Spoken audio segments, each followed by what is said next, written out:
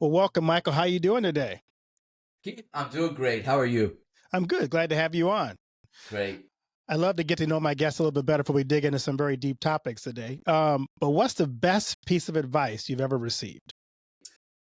I thought about that question, and I think there's been a lot of good advice, but each advice that we get is usually for the stage of life we're in. I think the best piece of advice I got was writing this book from Revelation, and it says, if you are destined to go into captivity you will go. And if you are destined to die by the sword you will be killed. This is the belief and the endurance of the saints. Predestination. Okay.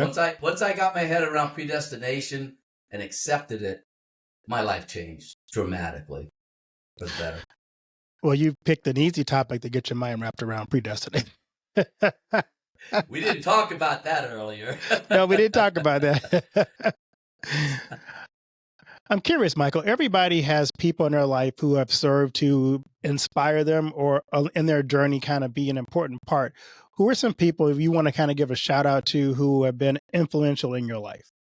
It's kind of like the question about advice that I've received. Every stage of my life, there's been somebody who kind of took me from where I was and passed me on to the next person. And you don't even recognize that they're doing it, and it's not always mentors. It can be your boss, it can be coworkers. I've gotten great advice from children before. So all throughout my life, I've gotten all of these mentors. If I learn anything today from you, and I expect I will, then you're one of those people. You're the latest in a long line of people, Keith. Does that make sense to you? It does make sense. Yeah, I can think of a lot of people who at different points just happen to show up, maybe at just the right time with just the right influence or impact on my life. I remember when I was a young pastor and trying to figure out how to lead, I ran across John Maxwell, and it's like, oh, that's what leadership looks like. So, you know, it's always cool. What's funny is we model ourselves after our inspirations. And when I was younger, I went into the military. I was in the Navy. And so the people I looked up to, the leaders that I looked up to, the guys in my squadron, were who I wanted to be like. They were all the same. So I became like them. I talked a certain way. My mannerisms were a certain way. Now, fast forward 30 years, I'm out of the military. I'm doing my own thing. And I go to an air show and I meet a couple of young officers flying an airplane. And I go up and I start talking to them. Man, it was like being transported 30 years in the past. I swear, I was like, I know these guys. They haven't changed in 30 years. That's so neat. So you kind of gave us a little glimpse about you began your life in the military. So kind of give us your personal journey and tell us the lessons you learned along the way. Okay. I think the most unique thing maybe about my personal journey is I never went through the phase where I was really angry at God or didn't believe in God. I was raised Roman Catholic, so right from the bat, we start off, there's a God and there's Satan. And you believe. But then when I became a teenager, I remember meeting a guy who was an atheist. And he says, I just don't believe that there is a God. And I go, that's interesting. No God, huh? And he goes, what happens then when you die? And he goes, well, nothing. You just go back to nothingness. Oh. So I played with that. I wanted to kind of believe this new idea. I thought, oh, this is kind of an interesting idea. I'll think about it. I couldn't shake it. I mean, I always knew there was a God. It wasn't like, oh, God's with me and I'm having a wonderful time. I still had a hard life like everybody else, but I never felt like there is no God or anything like that. I think that's unique because I think it's almost part of the Christian journey to have this dark night of the Christian soul they talk about, where you do feel abandoned, you do feel alone. I have felt like that in my life, but not like that God had left me. It's just these feelings of aloneness or solitude or whatever. But I think that as far as my journey goes, it was pretty boring, to be perfectly honest, until I started to write the book. I just had issues with what was being taught in the Christian church that I didn't feel was right, that I could not find scriptural backing for. And I started doing my own research, which is, I know, terrifying to most pastors. But anyway, the point is I started to do this research and I did discover things that were anomalous. in the text, things that don't add up, things that are contradictory. And you'll see those channels on YouTube. Oh, they love to point out all the contradictions in the Bible, and most of them are fake, but they always like to point out the contradictions. Sure, there's contradictions. So what? That doesn't mean a thing. There's a million things that line up in the Bible, and you find a few that are off. Okay, you know what? That's not evidence whatsoever. Anyway, so I started to write the book, and I started to understand that these myths in the Old Testament were symbolic myths written with two storylines: the front story of Joseph or Moses, and then the backstory, which tells the story of the human soul.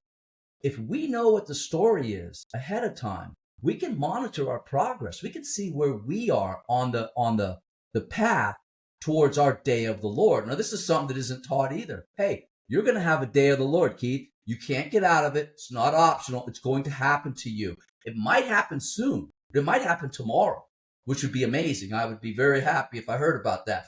But without a doubt, it will happen, if not while you're alive, it will happen as you die. This is part of our dying process, this day of the Lord that Paul talks about. I kind of going off track here. No, that's okay. The question. I think we need to probably help define some things, because you use the term myth. And for the Christian, especially the Lutheran Christian, which I am, the antennas go off when I hear the word myth. So define for us what you mean by the term myth. Okay, so it's interesting because, when I say myth, the first thing you think about is an untrue story. Right. But I tell you that Genesis 1, for example, is a myth. You go, well, wait a minute. That's a story about the creation of the universe. Yeah, well, so the universe was created. And as Christians, we believe God created the universe. That's what Genesis 1 tells us. But it does it in a mythical format. So a myth is any story, real or not real, fiction or nonfiction, that is told in a mythical format. Mythical format is writing a front story of the myth with words, like the story of Adam and Eve, and then there's a backstory to every myth that's written in symbolic language. And typically the symbolic language has something to do with our spiritual journey, whether the myth is a pagan myth, or whether it's a Jewish myth, or whether it's a Christian myth. All these myths are written to teach us spiritual lessons, and the spiritual lessons are all taught in the symbolic language buried within the myth. So okay. I was talking to you earlier about the story of Abraham. Abraham was a real character, but his story is written as a mythical format. So it's a myth, but it's true at the same time. And see, we actually in our church body stopped using the word story. What do you use? You can't say myth. You can't say story.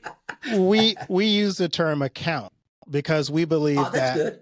we believe that the words and the parts of Genesis and the story of Abraham are an account, a written, accurate record of what happened. So we don't, because that storm idea to story in our minds gives people the wrong impression of confusion between true and untrue. So we stand on the fact that we believe the word of God is true and inerrant, and everything is accurate as written.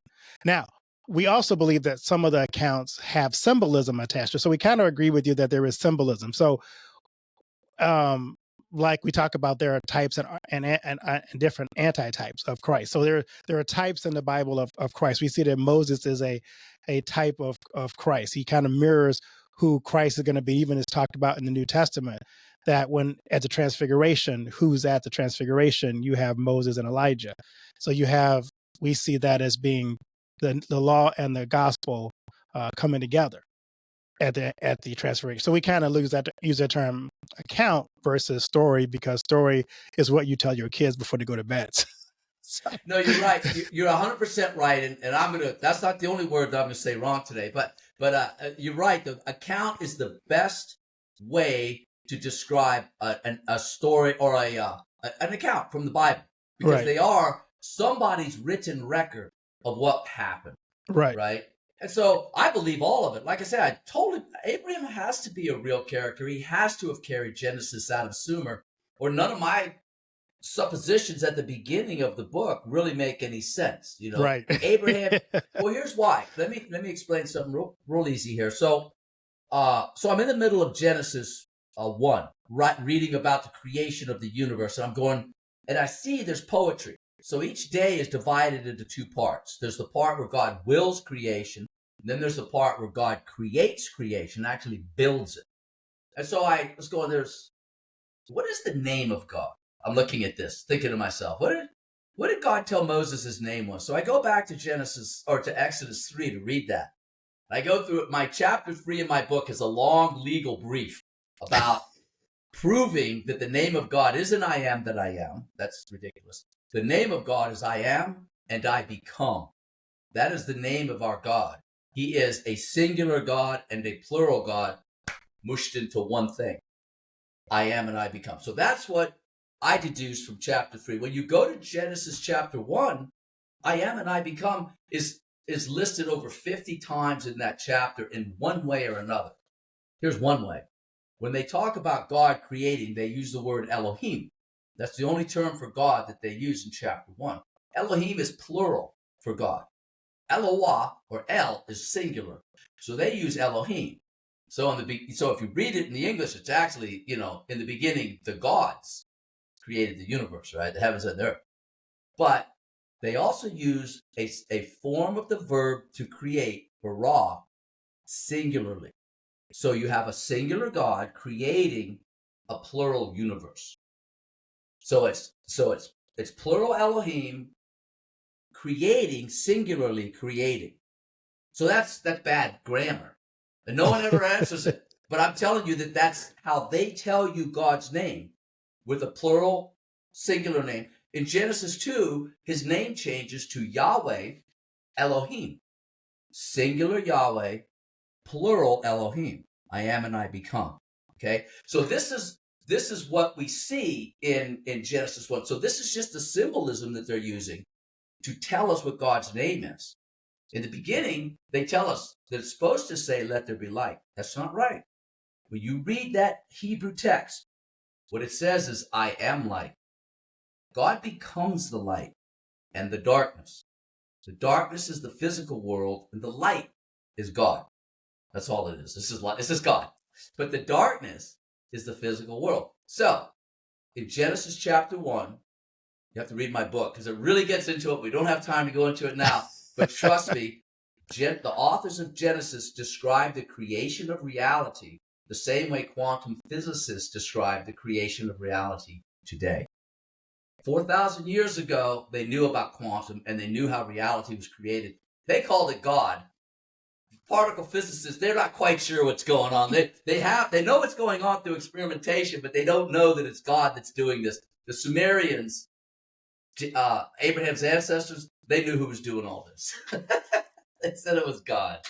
Well, I'm glad you pointed out, some of the things that always gave me pet peeves about God's name in the Old Testament, because I thought the Elohim part, of course, was beautiful because it does try to describe the Trinitarian aspect of God, that there's Father, Son, and Holy Spirit. But we also, in our church body, and I'm sure you guys talk about in the Catholic Church as well, that God the Father created the universe. What's also interesting about Genesis is there is also the appearance of the Spirit, Ruach, which hovers over the earth. So the Holy Spirit is also there at creation. So I think it's kind of neat that at least those two presences are there at creation. Now, the Son is there too, but you don't see his name show it anywhere in Genesis, but they're all three of the presence, all three of the aspects of God, the God's divine presence is all there. So I love that the Ruach hovers over the earth as it starts out Genesis. Yeah. The actually, when I was writing my book, I was compelled to read Genesis. And I kept thinking, I remember reading one time, a long time ago, that the two most important books in the Bible were Genesis and Revelation. I'm going, well, I can't read either of them, so that's not going to help me at all. I have no idea. Genesis is, what are you kidding me? A guy and a woman, and they're hiding in a tree and a talking snake. And how do you hide from God? This doesn't make any sense at all, right? And I'm looking at this stuff, and when the first symbol popped into my head when I saw that this was symbolic for something else. I started going, oh, wait, there is something here, isn't there? You can't know your Christian journey unless you know where you came from. Genesis tells us where we came from. It tells us why we need a Messiah. There's no reason. And so you go to Genesis, you learn about how the human machine works. Okay, that's what Genesis 2 and 3 tell us. It tells us how the machine actually works, how we got messed up, and it kind of tells us how to unmess ourselves up. But that's not its purpose. So it doesn't do a good job of that. It just says, here's why you're messed up. Then you can't really go through the Old Testament because it's not going to help you. You have to go then to the New Testament to find out what the Messiah is saying. Then, once you have Christ in your life, because Christ is the teacher. You can read all the spiritual texts in the world you want. You don't have Christ in your heart to teach you what they mean, right? Then what's the point? So we get Christ. Now we can go back to the Old Testament and we read those stories, and they're all telling us the same stories, the story of the human soul.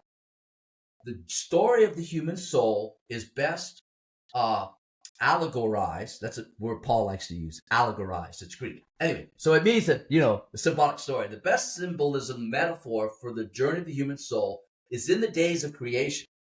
In the days of creation, God creates the evening. It says, and he becomes the evening and he becomes the morning, but there's no darkness.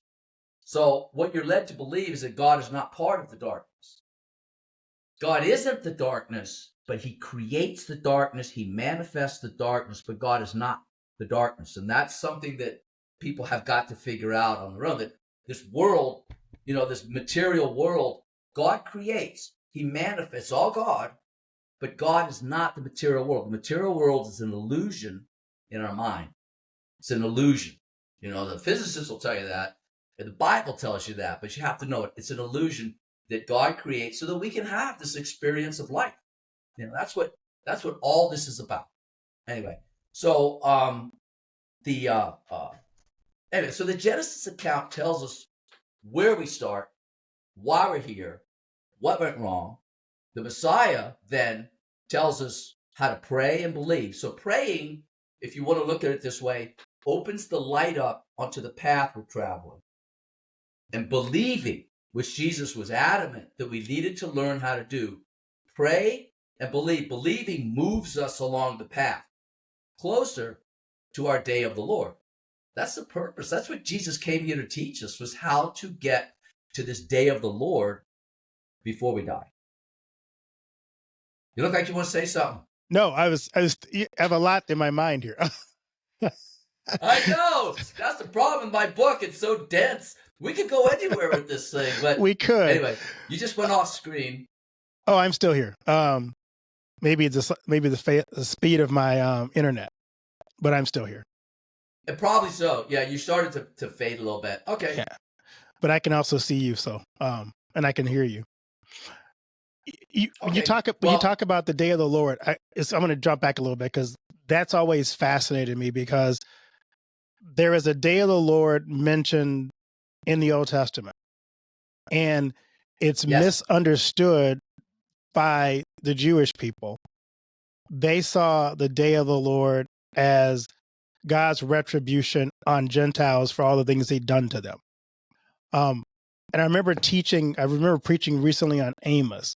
And in Amos, the people going, yeah, Lord, bring that day of the Lord to get those nasty Gentiles. And he's like, nah, really the day of the Lord is kind of your reckoning for drifting away from me. And it was misunderstood by, it's not the punishment on the Gentile people, but it was this God kind of bringing people back to him again. And it was God's way of reminding us when we've drifted away, that it's that reuniting with the human and God again. And so that was. Do you want to hear my take on it? Sure. It's a little different, but it's close. So it's all symbolic to me, right? I see everything as symbolism. So I'm not saying I'm right. I'm just saying this is how I see it. And so the day of the Lord is always portrayed as the destruction of the physical world in the Old Testament. I think 2 Peter in Acts also talks about a physical destruction of the earth. Paul talks about the day of the Lord as our receiving Christ fully into our lives, becoming full-blown saints and fully righteous before we die. That's how Paul interpreted the day of the Lord. Now, what was interesting is that what Paul was preaching was that this day of the Lord it's not a fixed event in time. The day of your death is whatever day God has selected that you will die, you're going to die on that day, on the hour, and the minute. That's fixed. What is not fixed is when you receive the Lord on your day of the Lord. Intrigued? I am intrigued.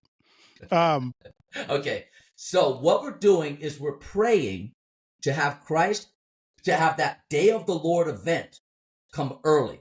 So the Greek word for this is pro-elpizo. Elpizo is translated usually as believe. It's not. Elpizo or to hope. It's not hope. It's expectation. So when you put pro in front of elpizo, you get early expectation of Christ. That's what all these people that Paul's writing to were expecting. This was the good news. You didn't have to wait till you died. You could have this happen in your lifetime. So the way this works is, have you ever heard of the hero's journey? No, I haven't. It's a secular version of the Christian journey, because the hero's journey is the journey of the human soul from the point we're born until the time of the day of the Lord. It's all the myths, the ancient myths are about the human soul. So all of them are hero's journeys. Joseph is a hero's journey. Moses, Ruth is a hero's journey. They're all hero's journeys. Hero's journeys basically start off with a call to adventure. Then you cross the line, the Red Sea, and you enter the wilderness, and you travel through the wilderness, defeating the three major sins, which is lust of the eye, lust of the flesh, and pride of life.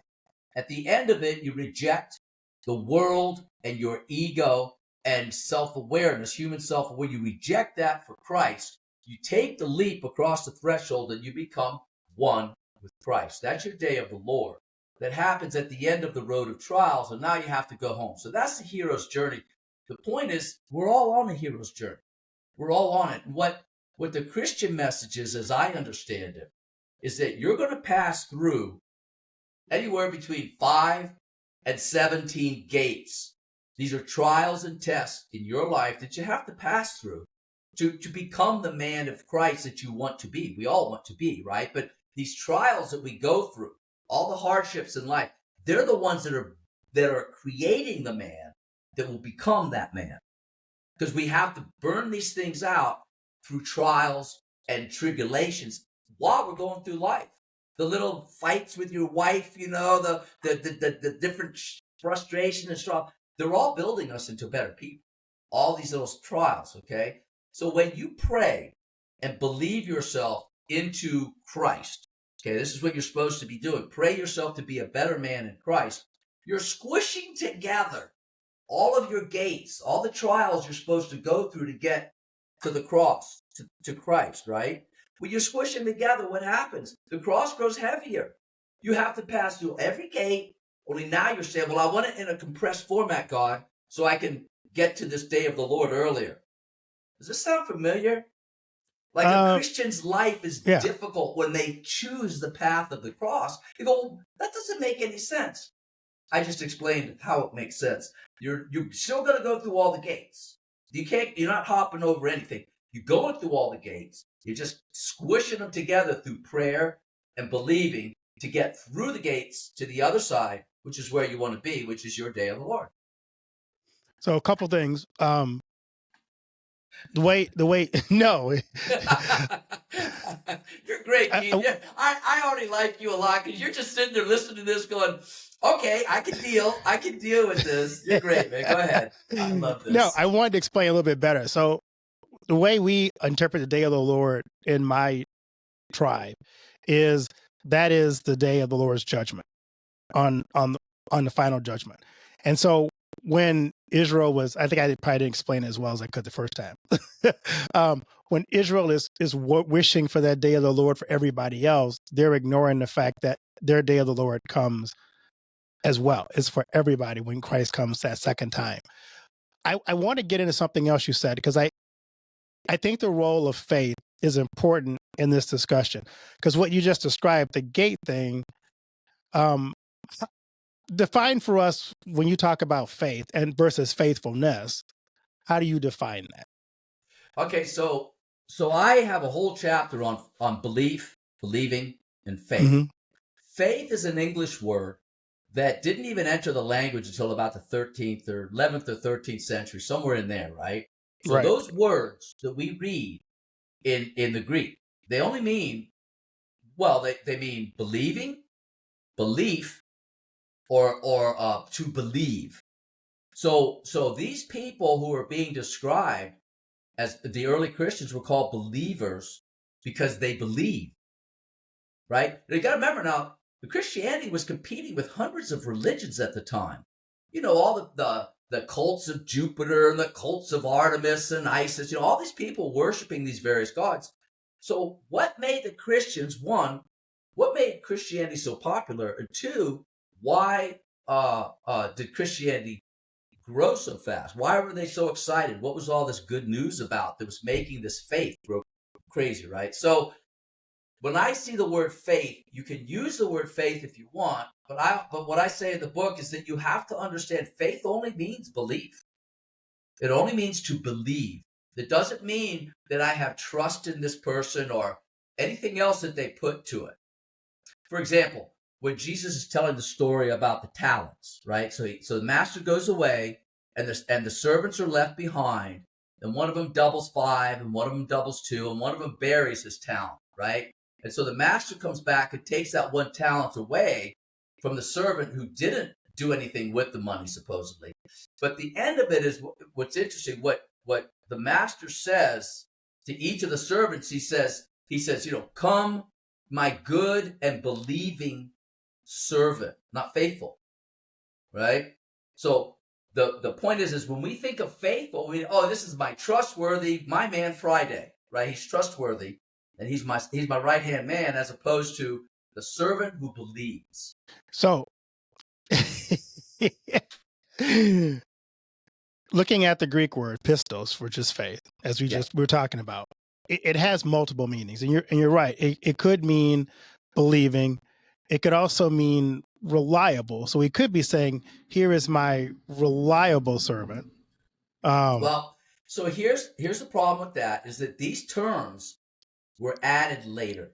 When Paul was writing, when the gospel authors are writing, when John of Revelation was writing, pistos only meant believing. The god of the goddess of persuasion was, I think it was pistos, but anyway, it was named after her. So the idea is to persuade someone to believe something other than what they might believe now. So when they add other terms to it later, they change the meaning. So what did they think pistos? So when you look back at the ancient Greek writing, pistos only meant to believe or believe. So this is a big thing in my book. Like if you read the introduction to my book, I say, look, they've changed a lot of these words. We got to go back to the beginning. What did they mean back then? Before, it's been 2,000 years, so they have changed the meanings of a lot of these words, right? When Paul talks about faith, he's talking about your personal ability to believe. Because Jesus said, daughter, it's your faith that has healed you, your ability to believe this reality. Because Jesus was telling her he didn't heal the girl. Remember the girl with the bleeding condition? Mm-hmm. He's saying, I didn't heal you. God healed you through your own belief. You did this, lady. You did this. And so because of her ability to believe in the new reality, right? All that is that's perfectly normal, by the way. That's just a placebo effect. 30% of the population has the ability to believe something that's different from reality through the placebo effect. Like when they do drug trials, they 30% of the people will always be cured by the new drug, even if it doesn't work, right? Because they'll get cured by the sugar pill too, because they just believe. That's what belief is. It's spiritual healing done correctly. That's what I say. And we would disagree on that, but oh, really? Well, tell me. I'm interested in what you think. Because to me, if we say that she healed herself, that minimizes the God portion of who Jesus was. Oh no, what I said was God healed her, but it was her belief, through her belief. God does all the healing. Acts tells us that Jesus didn't heal anyone. God healed people through Jesus, right? Uh-oh. That's what Acts says, that God does all the healing. That's okay. We don't have to agree. No, it's we don't. We probably just differ on that part. Well, that's okay. I don't mind a bit. No, it's fine. And when I looked up, because I also wonder, I looked up the word faith in the Hebrew, and it's very different meaning in the Hebrew than it is in the Greek. The Greek, the word for faith, amet actually, means trustworthiness or to prove something to be firm. Yes. And so I wonder how much of sometimes as Jesus is speaking sometimes in Aramaic or in Hebrew and the Greek are translating it, and they use the word faith to translate the word amet from the Hebrew. They mean similar things. So if you go into and put those two together, it means to have a firmness, a trustworthiness. And you'll see that talk about how God is trustworthy, God is faithful, God is steadfast. And so that's another thing that they what they'll do is they'll put in, like, so the term that they use is pistos theos, which is a believing God. But they turn, oh, God is faithful. Wait a minute, I get that, but to say God is trustworthy kind of says, well, he might not have been. That's the way. That's how I hear it. I'm saying, it's like, of course God's trustworthy. What do you mean? well, it could be that way, or we would say it's not something that God is trying to achieve. It's a status thing. This is who God is. It's not God's at one time was and was not. This is just a state of who God is. God is trustworthy. Not God is morphing into trustworthiness. Right. That makes sense. That makes total sense. No, we're on the same track, you and I. It's just there's some things that like I said earlier, I can't not believe what I believe. I went in there. I've got scripture that backs everything up that I'm saying. So it's like, this is, I would, if someone has something better, like I said, I don't have a horse in this race.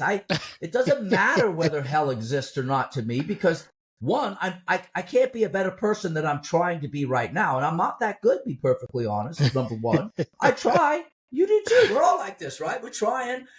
But let's say there is no hell. No one asked me. No one asked for my vote on this. So if there is, there is. If there's not, there's not. I'm just telling you what I read and see. And I'm asking people, go read it yourself. Don't believe me. Go read what I'm reading and see if you don't see the same thing. It's you're not going to believe anything that Christ doesn't allow you to believe until the time is right. That's the way I see it. And I guess I would add this: the idea of we're all trying to achieve the person that God wants us to be. We realize as Lutherans that we're never going to achieve that perfection, and that's why we live under God's grace. And the part about heaven and hell, we believe, because that comes down to, again, to the day of the Lord. That is when Christ comes back and God says, those who believed, those who had faith, you ascend to heaven. Those who rejected, refuse to believe, you have punishment. And so, yeah, but going back to something that you said, I want to get back into, when you talked about your atheist friend who did not believe in hell, I find it interesting. Even the people like the Egyptians believed in an afterlife, and they spent their entire existence, well, those who had money, preparing for the world to come, because they knew they would spend more time there than they spent here. So even atheists, to me, it takes more faith to be an atheist than it does to be a Christian, because you have to force yourself to believe that there's no divine. 50,000 years ago, Neanderthals, if you believe, beyond 6,000, but they have evidence that Neanderthals were burying their dead in preparation for an afterlife. These aren't Right. even full humans. These are Neanderthals doing this. Okay, so Right. this is widespread. We all have this sense of something beyond. So basically, if I wanted someone to take away something from my book that, well, I believe would really help them, one is the section on prayer and believing that Jesus taught us. Two, the section that what Paul tells us, he shows us the various gates of the awakening. Like when this happens, you're here. When this happens, you're here. And then finally, right before the day of the Lord, there's this thing that Paul calls the apostasia. And the apostasia is the breaking away where we start to see ourselves as being separate from the man of sin. The sin in my members, as Paul called it, right? We start to realize that this ego, this personality that exists within this man is not me. It's program code that lives in the head, but it's not me. And you get this internal separation. Then you get to a point where you the things that I want to do, I do not do, and the things that I hate, that is what I do. Right? Right. So you're going, no, I don't want to be like that anymore. I want to be like this, but you're still doing it. Right? Right. You're still trapped. And then, but slowly that becomes de-emphasized. You become less and less of an ego. Once that separation, you start to see the difference, I delight in, I am the man internally that delights in God's law, not the man of sin. That's the sin in my members. There's not much I can do about it. That's what Paul is saying. So once we get to that point, then things accelerate really quick. And then they say, Jesus said, be alert, for even the Son does not know. Only God knows the day of the Lord. So the day of the Lord is an awakening process that you will go through, Keith. You need to start praying and believe in this, okay? Nothing else matters. Pray and believe that the day of the Lord, your day of the Lord, can become sooner for you. And that would be good advice. Yeah. I guess I would just add this one thing that reminds me kind of what you were talking about with Paul and the good that I would do.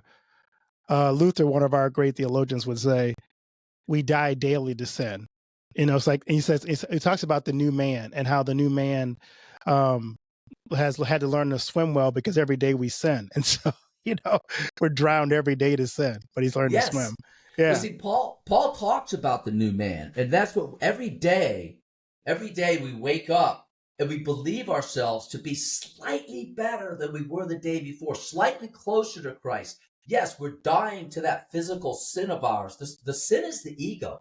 The sin is the physicality that we take on when we enter the man as human self-awareness and become this guy, right? So as we pull ourselves out of human self-awareness to enter into the awareness and consciousness of God, that man still goes about his business, but it ain't you anymore. You don't identify as that man anymore, right? You observe God's creation from a back seat. You go, oh, that's a lot better than I thought it'd be, actually. I don't know that's true. I'm just making that up. I'm assuming that's true. That's good, though. So I love to ask my guests this question, Michael.